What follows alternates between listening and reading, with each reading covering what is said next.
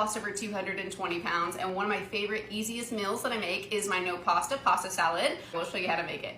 So the easiest way to do this, go ahead and pre-chop your veggies, use a veggie chopper. You can use whatever veggies you want. I'm not at home, as you can tell. I love mini sweet peppers, so that's what I'm gonna use. Cherry or grape tomatoes, I don't know what y'all call them. I call them cherry tomatoes. Is there a difference? I don't know, are they the same thing? Who knows? And I use onion. I do prefer red onion for mine, to be honest. I use some mini cucumbers.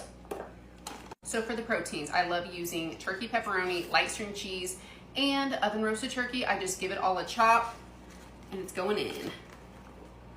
Obviously we need a sauce. I do prefer the Kraft fat-free zesty Italian dressing, but I don't have any. All we have is the Olive Garden Italian dressing. They also make this in light, which has less calories. You can use that too. Whatever floats your boat, babe, okay? And pour it on. Give her a mix. Ooh, I just thought of something. I really like a little cheese flavored sawdust or Parmesan. So I'm gonna put some of that in here. I'll be honest with you, I love eating mine with cottage cheese.